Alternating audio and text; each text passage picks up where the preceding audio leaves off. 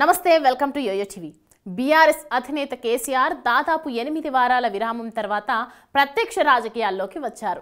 ఎడమకాలి తుంటి ఎముక గాయం నుంచి కోలుకున్న కేసీఆర్ ఎమ్మెల్యేగా ప్రమాణ స్వీకారం చేశారు. ఈ కార్యక్రమానికి అసెంబ్లీ స్పీకర్ గడ్డం ప్రసాద్ కుమార్, బీఆర్ఎస్ ఎమ్మెల్యేలు, ఎమ్మెల్సీలు హాజరయ్యారు.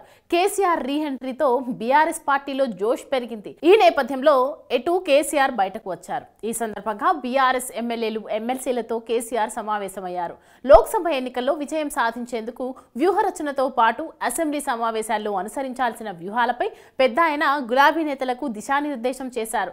ఇక యథాప్రకారం ఓదార్పు మాటలు మాట్లాడారు. తెలంగాణ ప్రజలు ఇచ్చిన అధికారాన్ని మంచికే ఉపయోగించామని, ప్రజల ఆకాంక్షలకు అనుగుణంగా 10 ఏళ్ల పాలన సాగించామన్నారు. బీఆర్ఎస్ మాత్రమే తెలంగాణ ప్రయోజనాలను కాపాడుతుందని గట్టిగా ఆయన చెప్పారు. ఏ ఒక్కరూ కూడా ఓటమితో నిరాశతో ఉండరాదని, ఏ మాత్రం భయపడాల్సిన అవసరం లేదని కేసీఆర్ హితవచనాలు పలికారు. ఇక ఈ అపరచాణక్యుడు తొలిసారిగా రేవంత్ నాయకత్వంలోని కాంగ్రెస్ ప్రభుత్వం గురించి తనదైన జోస్యం చెప్పారు. ఈ ప్రభుత్వం ఎన్నో సవాళ్లు ఎదుర్కోవాల్సి ఉంటుందని ఆయన అంచనా కట్టారు. అంతేకాదు పార్టీ ఇచ్చిన హామీలు అమలు చేసే పరిస్థితి లేదన్నారు. కాంగ్రెస్ ప్రభుత్వం ఉంటుందా ఉండదా అన్న డౌట్ పెట్టారు. ఒకవేళ ఆ ప్రభుత్వం మనగలగాలి అంటే అది వారి చేతుల్లోనే ఉందని కేసీఆర్ సంచలన వ్యాఖ్యలు చేశారు. అందువల్ల బీఆర్ఎస్ది ప్రతిపక్ష పాత్ర అని దాన్ని దమ్ముగా చేద్దామని ఎమ్మెల్యేలను ఉత్సాహపరిచారు. ఇవన్నీ ఇలా ఉంటే ముఖ్యమంత్రి రేవంత్ రెడ్డిని ఎవరైనా కలవాలి అనుకుంటే మాత్రం పార్టీకి సమాచారం ఇచ్చి కలవాలని కేసీఆర్ అనడమే విశేషం. అలాగే మంత్రులను కలిసి వినతి పత్రాలు ఇచ్చిన జనం మధ్యలోనే ఇవ్వాలని మరో సలహా ఇచ్చారు. ఇవన్నీ బీఆర్ఎస్ మంచి కోసమే అని ఆయన చెప్తున్నారు.